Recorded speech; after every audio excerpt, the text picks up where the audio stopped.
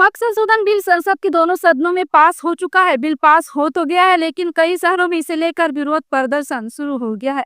अब इस बिल को कानून बनाने से रोकने की कोशिश भी शुरू हो सकती है। तमाम मुस्लिम संगठन समेत विपक्ष इसका लगातार विरोध कर रहे हैं। अब सवाल ये उठता है कि क्या अब भी वे इस बिल को कानून बनाने से रोक सकते हैं। अब इसके सामने जो विकल्प बचे हैं वो ये है। पहला विकल्प ये है कि अदालत का सहारा लिया जा सकता है। दूसरा विकल्प है सड़कों पर विरोध प्रदर्शन किया जा सकता है। तीसरा विकल्प है कि राजनीतिक दबाव। जी हाँ, राजनीतिक दबाव जो लगातार यहाँ पे दिया जा रहा है। अब इन तीनों पहलुओं को देखते हुए सवाल ये भी उठता है कि क्या अदालत में इस बिल को चुनौती देकर रोका जा सकता है, या विपक्ष और मुस्लिम संगठन सड़क पर उतरकर विरोध प्रदर्शन के जरिए सरकार को झुका सकती है।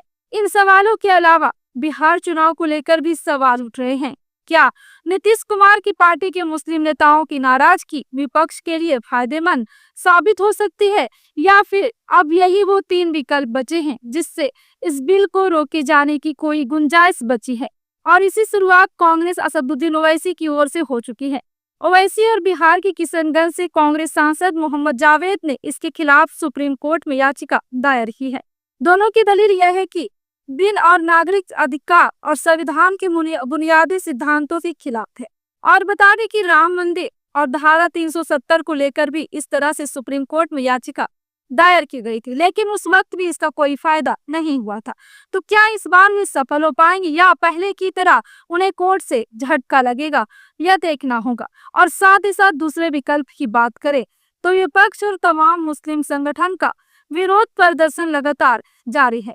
शुक्रवार को कोलकाता, चेन्नई, अहमदाबाद समेत देश के कई शहरों में वक्त संशोधन बिल के खिलाफ बड़ी संख्या में लोग सड़क पर उतर विरोध करे। लोगों ने सरकार के खिलाफ नारेबाजी की। वक्त बिल का समर्थन करने वाले नेताओं के पुतले फूके गए। ऐसे में इतने विरोध के बीच क्या सरकार पर इसका असर पड़ेगा, यह भी देखने वाली बात होगी। अब जो तीसरा विकल्प बचता है वो है नीतीश की जेडीयू पर अंदरूनी दबाव बनाना।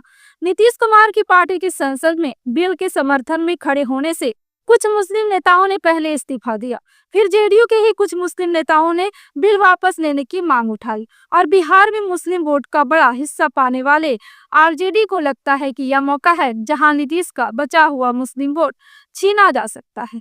तो विपक्ष सोचता है कि नीतीश कुमार पर उन्हीं की मुस्लिम नेताओं का दबाव बनाकर मुस्लिम वोट खींचा जा। लेकिन यहाँ पर सवाल ये भी है कि अब देखना यह होगा कि इन तीनों विकल्पों में से कोई कारगर साबित हो पाएगा, या इस पर विपक्ष और तमाम मुस्लिम संगठनों को निराशा भी हाथ लगेगी। अगर आपको हमारा यह वीडियो पसंद आए हो तो इसे लाइक और शेयर जरूर करें। और जी हाँ, हमें सब्सक्राइब और फॉलो करना ना भूलें, ताकि आप देश और दुनिया की कोई भी खबर मिस ना करें।